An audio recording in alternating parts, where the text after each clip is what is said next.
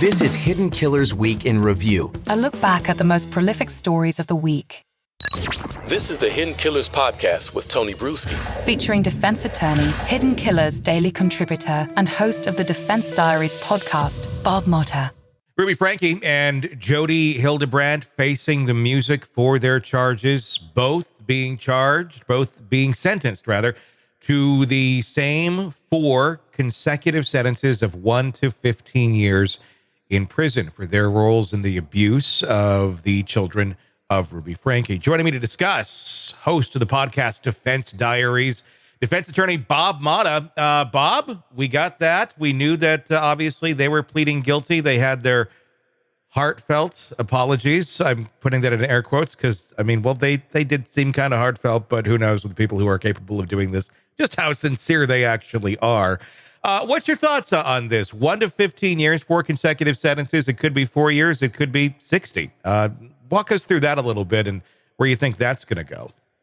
Yeah, the judge gave a wide berth, and essentially it sounds like they go in front of a parole board out there and they plead their case in terms of, what the sentence will actually end up being. Mm-hmm. It's a stiff sentence, man, and in terms of, everybody's sorry when they get caught. Mm-hmm. Yeah. You know what I mean? Where was all that sorrow when it was happening? Mm-hmm. So like that kind of heartfelt, apology falls on deaf ears when it comes to sentencing a vast majority of the time because, you lacked that humanity at the time that the abuse was occurring. So, you and I both said you wanted him going away for the full slate, man. So, I remember when we were talking about it, and I thought it would land somewhere in the, 15 year to like 20 year range, which is a lot.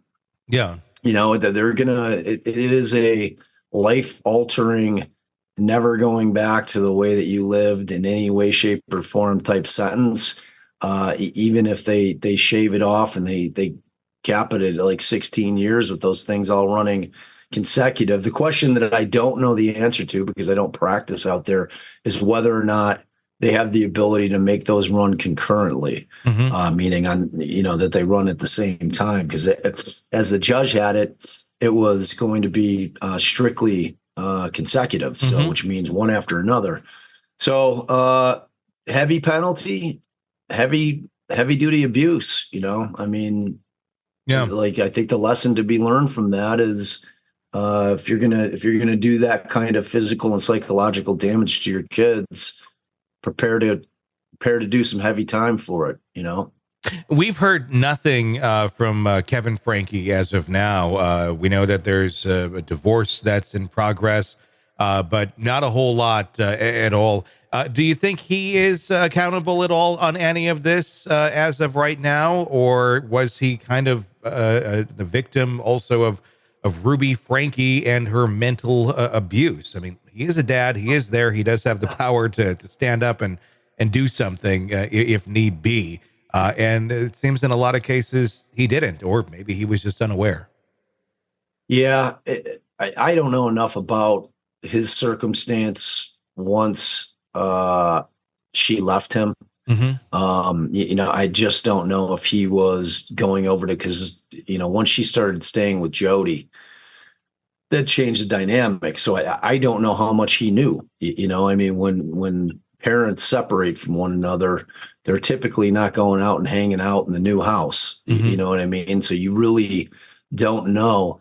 The issue is, were the kids telling him? Like, we're not talking about toddlers here. We're talking about near adult kids, some of them, what I mean? Where they could easily have said, Dad, this thing that's going on with Mom and Jodi is like insane.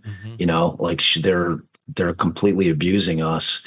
And, whether or not those conversations took place is where that question really lies. You know what I mean? So, if the kids haven't thrown their father under the bus, but I think you and I talked about that a few months back, that puts the kids in a very difficult position. If they're going to out their mother as being the abusive monster that she was, and they're going to say, you know what, We told Dad. Dad's complicit. Dad had a duty to stop it, and he did nothing. You're essentially, as the children are getting rid of both of your parents, essentially, knowing that they're both going to be on trial, and theoretically that both of your parents are going to be in prison. They may not have been willing to do that in terms of he wasn't actually committing abuse. It was his omissions in terms of his duties as a father that were his failings. And maybe in their mind, it was forgivable if they made him aware of it. You know what I mean? But that's the question we don't know. Yeah. We don't know how much he knew or how much he didn't know. So I am sure that the state has looked into it. And, they've evaluated whether or not they think they have a case against him. And I think at least to this point, I mean, it doesn't sound like they're moving on him. So, and I haven't heard any grumblings about it or rumblings either. So I don't know. Sick of the ads? We are too. Start listening with no commercials now and get access to all of our episodes in advance of everyone else. Become a True Crime Today Premium Plus subscriber on Apple Podcasts. Search True Crime Today Premium Plus on Apple Podcasts or go to our podcast page and sign up now. True Crime Today Premium Plus. Sign up now.